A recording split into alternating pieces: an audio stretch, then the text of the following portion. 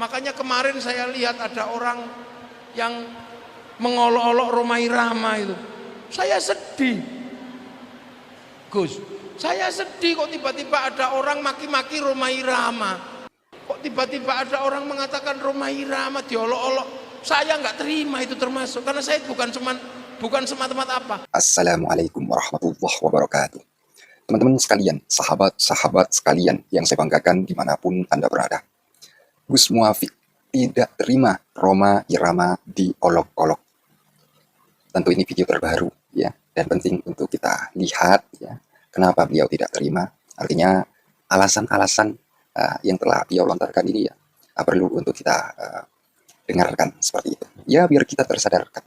Tapi kalau saya lihat di thumbnail ya, di dalam video yang sudah saya temukan itu ada di belakang Gus Muafiq itu ada, kalau tidak salah ini foto Habib Bahar ya.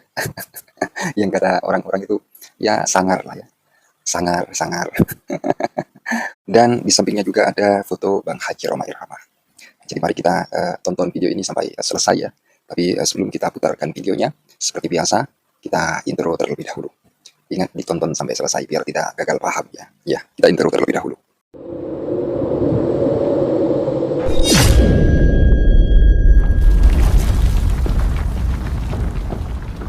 Makanya dalam konsep hidup yang demikian rumit, Rasulullah itu enak.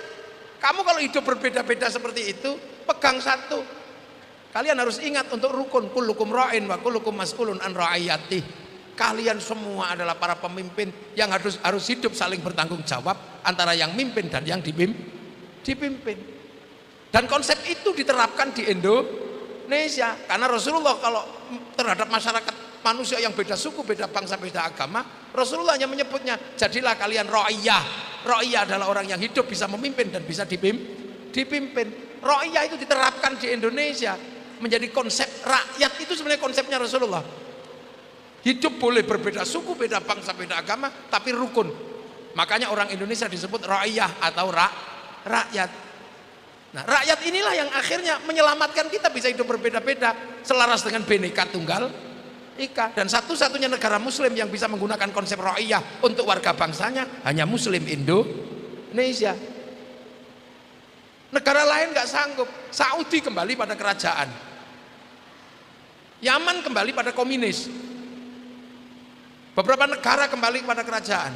Tapi kita bisa menerapkan konsep ra'iyah. Makanya ra'iyah itu kalau ngumpul namanya musyarakah. Lahirlah konsep masyarakat. Kalau berbeda faham, wasyawirum fil amri, lahir musyawarah. Karena yang nata dulu adalah para wali, makanya daerahnya disebut wilayah, al-wali al-wilayah. Wilayah itulah yang sekarang kita nikmati menjadi NKRI, Negara Kesatuan Republik Indonesia. Makanya dengan konsep ra'iyah ini kita selamat. Arab satu bangsa pecah puluhan negara, Cina satu bangsa pecah puluhan negara, Afrika satu bangsa pecah puluhan negara, Eropa satu bangsa pecah puluhan negara, tapi kita puluhan bangsa, suku dan agama mampu bersatu dalam satu negara kesatuan Republik Indonesia. Berhasil kita, dan itu kita nikmati. Akhirnya apa? Akhirnya kehidupan kita jalan. Makanya agama ini salah satu contoh.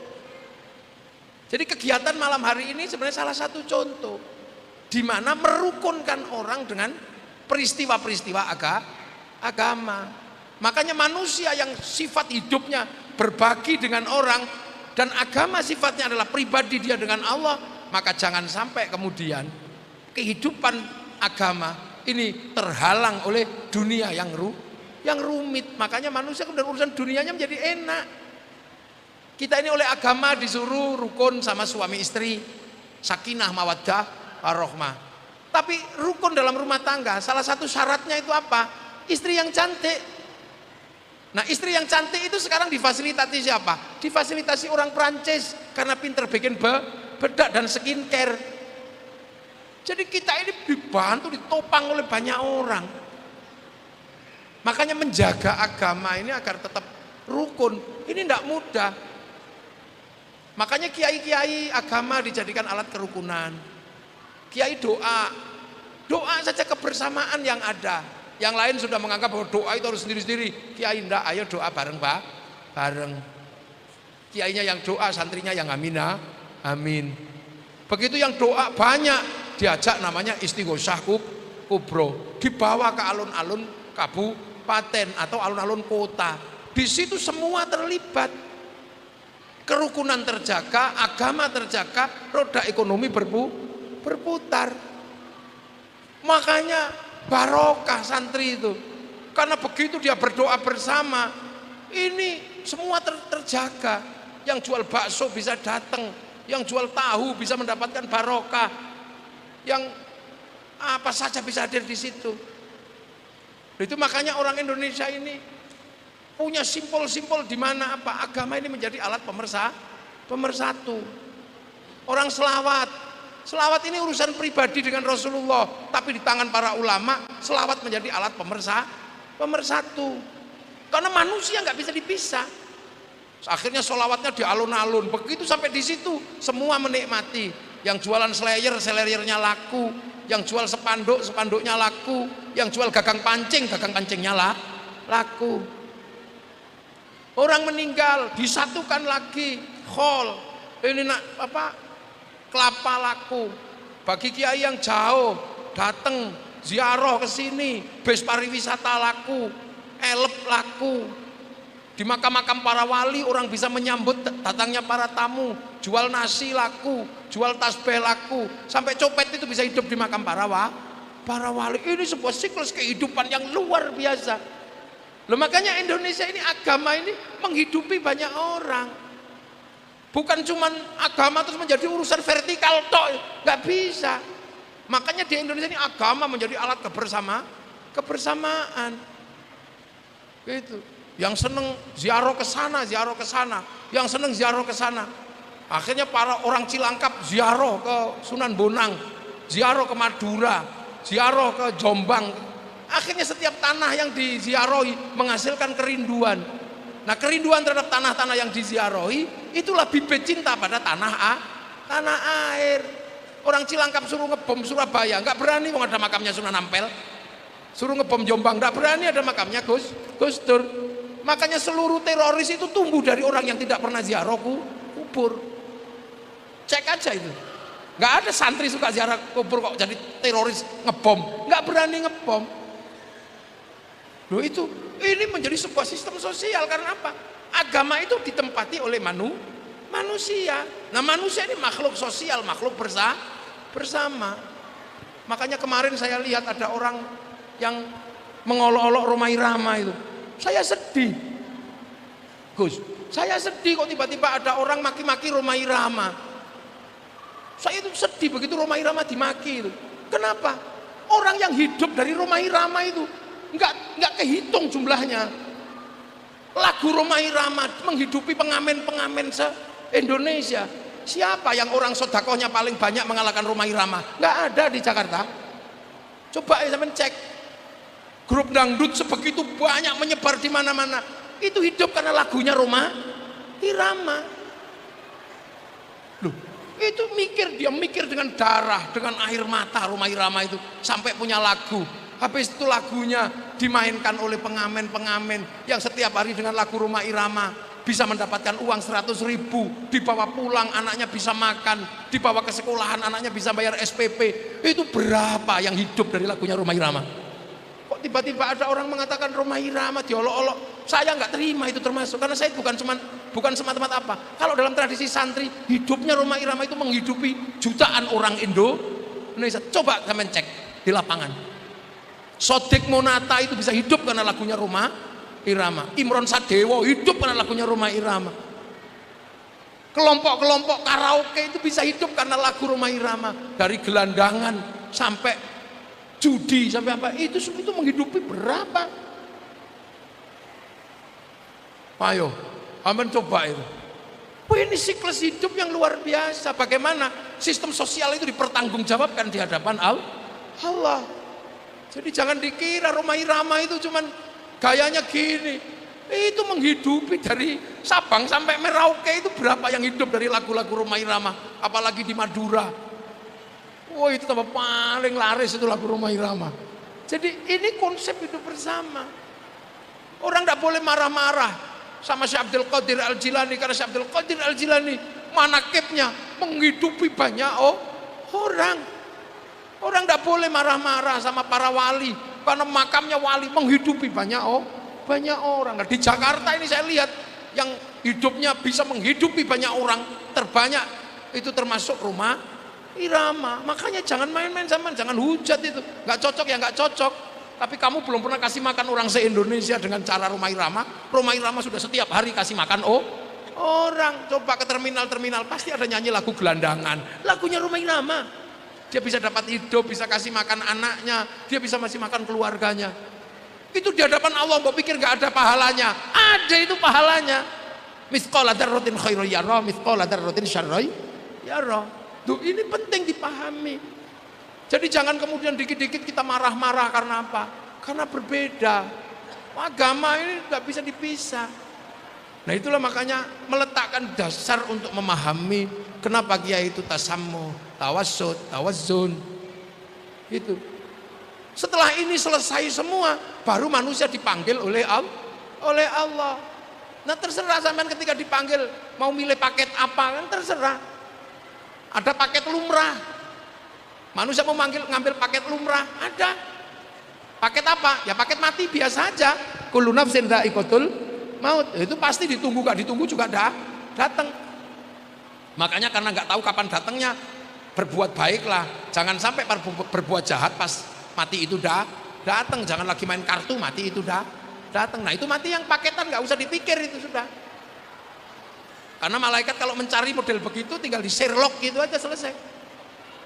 Nah ada mati itu paket kedua, paket istimewa itu, paket mati syahid. Nah itu mati perang melawan orang kafir. Tapi konsep ro'iyah menutup kemungkinan untuk berperang sama orang kafir. Makanya susah. Sekarang itu bukan matiin orang kafir, cari orang kafirnya yang susah. Di Indonesia mana ada orang kafirnya kalau sudah seperti itu konsepnya? Yang melawan karena anti-Islam. Gak ada rukun bersama kok. Dhimmi semua. Makanya karena kadang saking kepinginnya mati syahid, mencari orang kafir susah, akhirnya tetangganya dikafirkan. Akik kafir, pondok akik kliwon kafir. Mudah sekali mengkafirkan orang, mendajalkan orang. Ini digital pilot itu dajjal. Kamu ini ngapain? Kok berbeda paham aja kok orang dibilang dajjal? Jangan. Kita ini la taj'al fi qulubina ghillan lil ladzina amanu. Hanya khawarij yang suka mengkafirkan orang. Nada. Itu Indonesia. Jadi negeri ro'iyah ini nggak mudah mencari orang kafir. Makanya sudah akhirnya tetangganya dikafirkan. Nah itu susah. Nah maka ketika itu susah, cari paket keempat, paket ketiga, mati VVIP. Jadi ada mati itu VVIP, mati undangan. Jadi undangan memang diundang sama Allah. Ya ayyatuhan nafsul mutmainnah. Jiwa-jiwa yang tenang, irji'i ila rabbiki radiyatan mardiyah fadkhuli fi ibadi wadkhuli jannati. Nah itu VVIP, undangan jiwa yang tenang lah. Maka kita ini belajar menjadi orang tenang aja susah. Nggak nikah nggak tenang, nggak punya anak nggak tenang, punya anak juga nggak tenang, nggak punya duit nggak tenang, punya duit juga nggak tenang, duduk ini nggak tenang, yang geringgingen, yang apa, tenang itu susah. Bahasanya gampang. Jiwa-jiwa yang tenang. Tapi kita ini kan nggak tenang. Di rumah pengen ngaji, begitu ngaji pengen pulang. Bahkan sampai sholat aja kita itu nggak tenang. Allahu akbar. Tapi begitu matanya melek, nggak tenang. Tengok sana, tengok sini. Allahu akbar. Ada ting ting ting, bakso, nggak tenang. Sampai kita sujud aja masih ingat utang. Jadi sholat pun sudah ini wajah kita nggak tenang. Karena tenang itu nggak mudah. Nah agar orang menjadi tenang itulah makanya pondok-pondok pesantren, para kiai belajar menenangkan orang. Itu contoh, ini air ya. Tak kasih contoh biar gampang. Pakai sampel. Ini di dalam botol ini ada air. Air ini tenang kalau gelasnya tenang. Tapi kalau gelasnya ini gerak-gerak, airnya juga nggak tenang. Akhirnya tumpah. Manusia itu sama. Yang tenang itu manusia yang di dalam jasad. Makanya tenang tidaknya manusia tergantung jasadnya ini tenang apa tidak. Makanya manusia itu di dalam dirinya ini nggak tenang, maka biar tenang, latihan jasadnya ditenangkan. Dengan cara apa? Dengan cara duduk, dengan cara bersila. Untuk apa? Menyebut asma Allah. Ala bidzikrillahi tatmainnul qulub. Makanya kiai-kiai mengajari zikir. Ya Allah, ya Allah, ya Allah, ya Allah, ya Allah, ya Allah, ya Allah, ya Allah. Ini pelajaran tenang. Duduk dengan gini tenang berzikir. Kepalanya karena nggak bisa menyebut diajari gedek. Tangan karena nggak bisa menyebut diajari pegang tasbih. Bokong karena nggak bisa menyebut diajari duduk. Lutut nggak bisa menyebut diajari bersila. Untuk apa? Agar tenang. Nanti lama-lama tenang. Pertama paling ya Allah, ya Allah, ya Allah, ya Allah, ya Allah, ya Allah, ya Allah, ya Allah. Nggak tenang. Ya Allah, ya Allah, alah lama sekali itu. Pasti nggak tenang. Tapi nanti lama-lama tenang. Nah kalau sudah tenang semua akan apa? Menyebut Allah. Makanya orang-orang itu kalau sudah tenang, irji'i ila rabbiki, sebelum kembali benar-benar kepada Allah, semua dikembalikan kepada Allah. Makanya ya Allah, ya Allah, ya Allah, begitu ya Allah, cocok masya Allah. Tangan memegang panas subhanallah. Akhirnya apa? Ruhani ini semua yang direkam adalah Allah, karena sifat hidup manusia dikembalikan kepada memori rekamannya, dan memori rekaman akan merekam Allah. Pecak telek masya Allah, dengar suami ngorok alhamdulillah, tanpa tak tengok aku masih ngerti suamiku masih hidup. Bahkan orang kalau sudah semua dikembalikan kepada Allah enak. Lihat ayam naik masjid terus mencret jerot, alhamdulillah. Santri Alhamid bisa praktek toharoh membersihkan tai ayam dari atas masjid. Ini kembali. Makanya konsepnya adalah kembalikan semua kepada Allah. Irji'i ila rabbiki. Kalau kamu belum kembali ke sana, latihan semua kembalikan kepada Allah.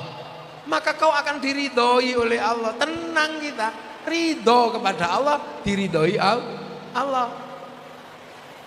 Itulah kalau sudah seperti itu enak. Mari kita berkumpul, pengen menjadi rombongan Fathuli fi ibadi. Maka sebelum dikembalikan kepada rombongan, kita pengen menjadi rombongan, maka kita mendekat, ada khol, ada kiai, kita berusaha mendekat. Sebelum dikumpulkan benar, kita di dunia sudah pengen berkumpul bersama, pengen masuk rombongan Fathuli fi ibadi, masuklah ke dalam hamba-hambaku yang rodiyatam mardiyah. Makanya kita ini diajari oleh para ulama, bikin khol, bikin majelis, bikin pengajian, agar ada keinginan kita di dalam hati untuk berkumpul sebelum nanti dikumpulkan di akhirat. Modalnya apa? Ingin kumpul di dunia. Makanya kiai khol dikumpulin biar kita punya tempat untuk berkumpul. Ada mulutan kita datang, pengen menjadi bagian dari kumpulan-kumpulan orang-orang yang disebut rodiyatam mardiyah. Makanya kalau ada khol kayak gini datang, kita nitip di sini. Punya nenek jarang sholat, Mbak Anu Gus Lukman, saya punya nenek jarang sholat, tapi saya pengen nenek saya ini juga menjadi rombongan, maka saya nitip ya 10.000 di Alhamid untuk nanti ikut rombongan kholnya Kiai Hamid. Makanya kalau di kampung-kampung ada khol, biasanya santri-santri bawain rakitan ayam 1, telur 1, ada yang bawa kambing, ada yang bawa apa. Itu bagian dari apa? Ingin menjadi rombongan. Loh itu kesadaran Fathuli fi ibadi. Ayo masuk dalam rombongan hamba Allah. Sebelum masuk betulan di sana, di sini latihan masuk pengen jadi rombongan. Lagi wadkhuli jannati, lagi menjadi baru masuk surga. Nah itu penting untuk dipahami. Karena manusia pada dasarnya kembali. Nah terserah penjenengan mau ngambil paket A, ditunggu gak ditunggu ya datang. Karena kullu nafsin dha'iqatul maut, karena akan diambil kembali kepada Allah. Raga kita nggak akan bisa melewati black hole, makanya kita shoot ke sana nggak mungkin, maka kita dilepas. Atau cara kedua, mati syahid, susah mencari orang kafir. Yang paling mungkin adalah apa? Belajar menjadi orang-orang dengan jiwa yang tenang. Makanya kiai-kiai bikin toreko, bikin majelis zikir. Untuk apa? Membelajarkan kita agar kita tenang, hidup di dunia sesuai dengan ketentuan Allah. Nah itu penting. Makanya di Al-Hamid ini ada Gus zikir tanggal berapa. Itu untuk apa? Ngajari bokong biar tenang, ngajari dengkul biar tenang, ngajari mata biar tenang. Dulu ada namanya dzikrul ghafilin. Itu untuk mengajarkan ya Allah, ya Allah, ya Allah, ya Allah, agar tangan tenang, agar kuping tenang. Nah kalau nggak dilatih gitu, nggak tenang kita. Lihat apa saja nggak tenang, lihat perbedaan nggak tenang. Agama malah bikin kita tidak tenang. Lihat orang berbeda dikit kita marah. Oh itu orang sholawatan ngapain itu? Itu orang dzikir gedek-gedek itu ngapain? Oh itu orang pujian ngapain? Oh ini yang buat kita nggak tenang. Itu sebenarnya bagian dari ketidaktenangan untuk kembali kepada Allah. Nah itu loh makanya khol kayak gini menjadi penting. Untuk apa? Agar kita bisa melibatkan diri paling tidak ikut pengen menjadi rombongan. Loh itu hakikat dari khol. Selain apa? Selain mengirimkan doa kepada sohibul khol.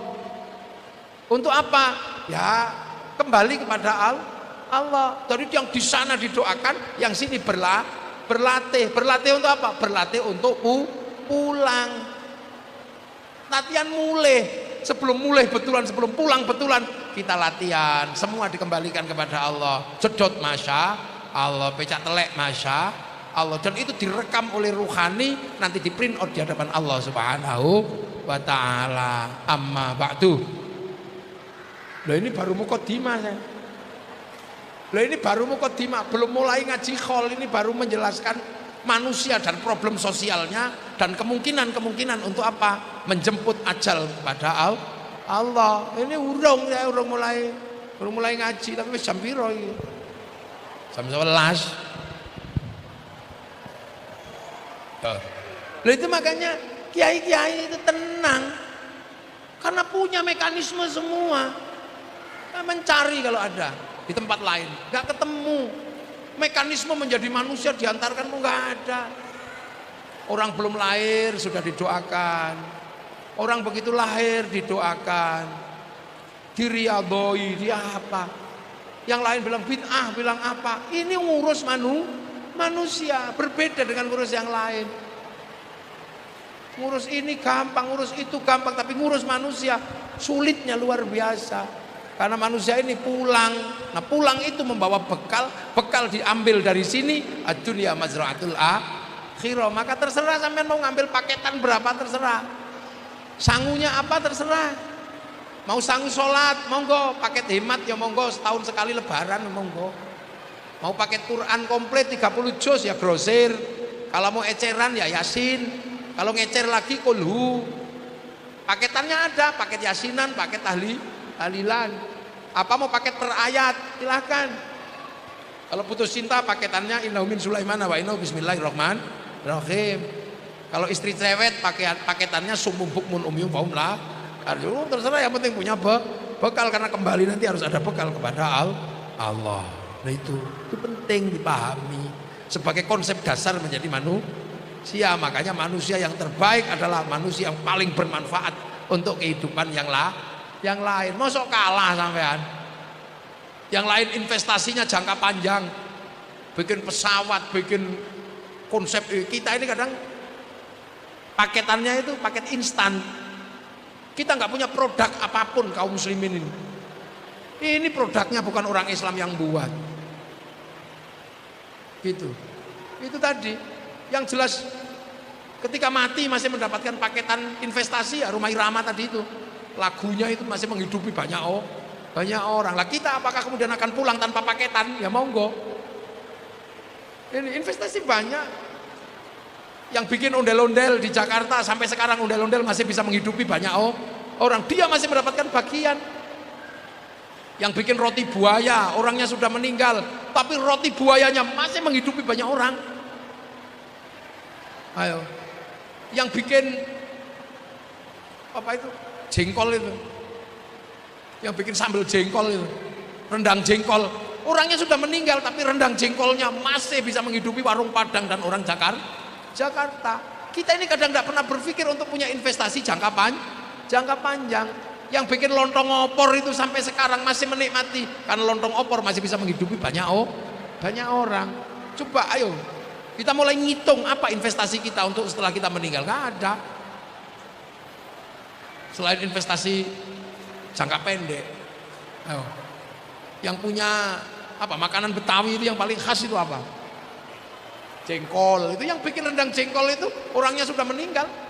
Yang bikin onde-onde orangnya sudah meninggal, tapi onde-onde pasti bisa menghidupi banyak. Nasi uduk, yang bikin nasi uduk itu pertama kali sudah meninggal, tapi nasi uduk masih bisa menghidupi banyak orang. Lu mati yang bermanfaat itu yang seperti itu, bukan mati yang ribut urusan hal-hal yang selesai di sini. Kita nggak pernah punya investasi jangka panjang. Yang bikin cangkul itu masih sampai sekarang masih mendapatkan pahala selagi cangkul masih dipakai orang. Yang bikin model rumah itu, yang pertama kali ngajarkan minum air kelapa, sampai sekarang masih dapat pahala ketika air kelapa masih menghidupi banyak orang. Yang bikin teh, yang bikin apa, ini kita nggak pernah mikirin itu. Kita semuanya mikir investasi instan, begitu selesai ya sudah. Paling investasi terbesarnya anak. Tapi kadang kita anak juga nggak dipikir. Anaknya sebatas lewat di pendidikan juga enggak. Kadang ya udah sejadi-jadinya. Nah ini kadang kita ini jarang yang meninggal dengan mikirin investasi jangka panjang. Semua mikirin investasi jangka pendek, instan. Mbah Kiai Jazuli meninggal, tapi investasinya pondok pesantren, santri masih di mana? Kiai Hamid itu meninggal, investasi Al Hamid punya murid di mana? Ini menikmati betul. Di sana sambil ketawa-ketawa aja gitu kan. Santrinya sholat, diajarkan lagi, pahala nggak pernah berhenti. Tapi kita lebih suka kepada investasi jangka pendek. Seperti burung yang makan habis itu cari makan lagi, nggak pernah coba bikin investasi jangka panjang. Untuk apa? Investasi akhirat. Paling yang dipikirin bikin masjid, mushaf Quran, yang lain. Coba kita pikir-pikir yang lain. Di dunia ini banyak sekali kita bisa melakukan investasi jangka panjang. Yang paling sederhana sekarang yang masih bisa kita nikmati, investasi akhirat kita itu apa? Mendoakan orang mati. Itu investasi kita yang nggak pernah kita sadari. Begitu wa ila jami'il mu'minin wal mu'minat wal muslimin al ahya'i minhum wal amwat al-fatihah. Itulah kita investasi yang paling nggak pernah kita sadari hari ini, bahwa kita setiap hari punya investasi terhadap makhluk akhirat. Jadi besok kita ini kalau pulang ke akhirat disambut sama makhluk akhirat. Karena apa? Setiap hari kita transfer Fatihah, ini kita lupa gitu loh. Nah inilah, maka mari kita sama-sama belajar bagaimana mempersiapkan untuk kembali kepada Allah dengan hal-hal yang berjangka panjang. Matur nuwun. Assalamualaikum warahmatullahi wabarakatuh. Jadi kurang lebih seperti itu. Sangat-sangat menarik sekali dari apa yang baru saja kita dengarkan bersama.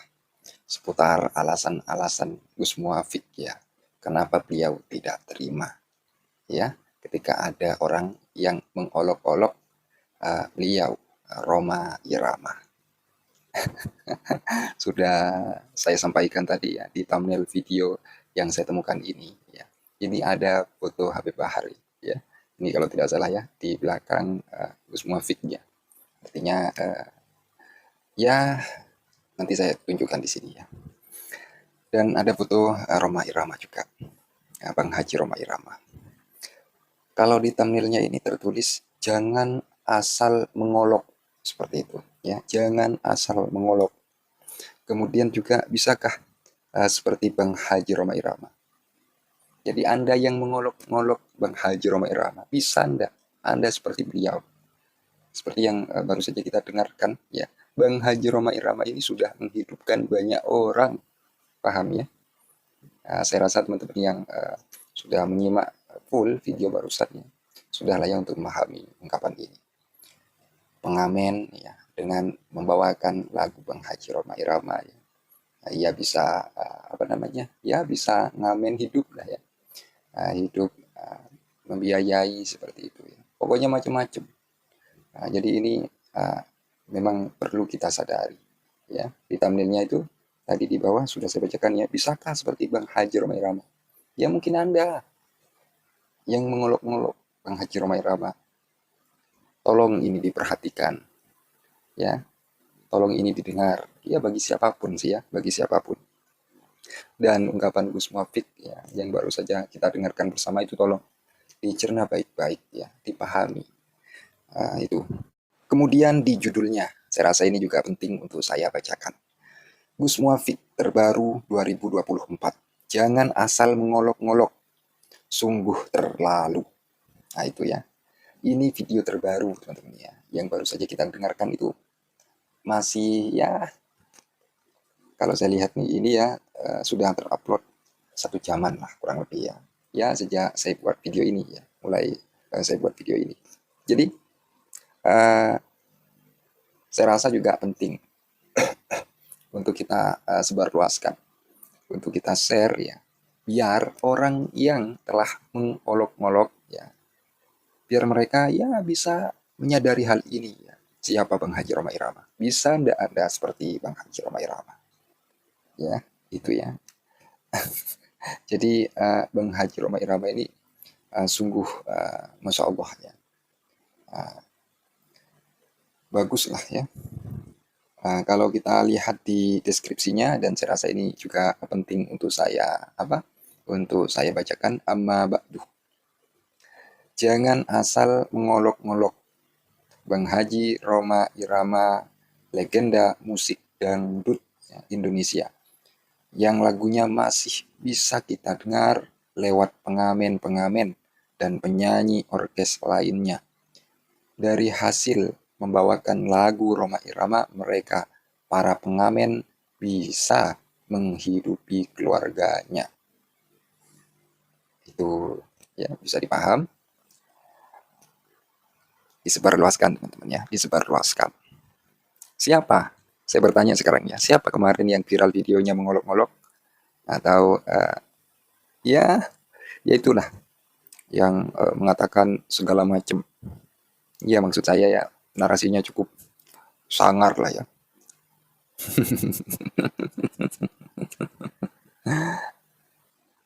Ya Allah, Bang Haji Rhoma Irama ini sudah sepuh. Jadi yang muda ya perlu menggunakan perkataan yang elok lah ya, enak didengar. Jadi ya hidupnya ya lebih lama beliau ya. Saya utamanya juga lebih lama beliau. Artinya pengalamannya ya lebih tahu beliau lah ya. Ini kalau saya. Jadi kalau mau ngingetin, ya pakailah bahasa-bahasa yang halus, bahasa-bahasa yang enak didengar, bukan malah bahasa-bahasa yang membuat panas telinga. Ya, itu. Jadi yang perlu kita sadari itu ya tentang ungkapan beliau itu. Jadi Bang Haji Rhoma Irama ini ya menghidupi ya, dengan lagunya pengamen-pengamen ya, dengan membawakan lagu beliau Bang Haji Rhoma Irama, ia bisa menghidupi keluarganya atau membayar tanggungannya seperti itu ya, mungkin seperti SPP atau apalah ya, biaya kuliah mungkin, macam-macam lah. Artinya dalam hal itu ya perlu kita sadari ya, perlu kita sadari. Siapapun Anda yang pernah mengolok-olok Bang Haji Rhoma Irama, ayo kita perlu memikirkan hal ini, perlu memikirkan hal ini. Dan mungkin itu saja ya. Ini sudah komentarnya cukup banyak ya, cukup banyak sekali. Banyak orang-orang yang menanggapi dengan tanggapan yang saya rasa cukup luar biasa ya. Ada yang dari Wendy Kandayan ya. Ini sudah 32 menit lalu. Kiai cerdas, kiai bijaksana, kiai yang bisa memahami dan menerima semua golongan. Pesan agama dan moralnya bisa diterima dengan mudah. Sehat dan panjang umur kiai, amin. Nah, ini mendoakan beliau ya, Gus Muafik. Saya pun juga akan mendoakan semoga jenengan Gus Muafik ya panjang umur, semoga ya dilancarkan semuanya ya, hajatnya cepat ya, terpenuhi seperti itu ya, atau ya harapan-harapannya ya cepat terpenuhi, serta semoga semoga tetap dalam lindungan Allah dan dicintai oleh baginda Nabi Muhammad Shallallahu Alaihi Wasallam. Itu ya, itu. Jadi dari saya Mungkin itu saja. Apabila ada kekeliruan, kesalahpahaman dari narasi ini, ungkapan ini, saya Al-Fakir atau Fisrul, mohon maaf sebesar-besarnya.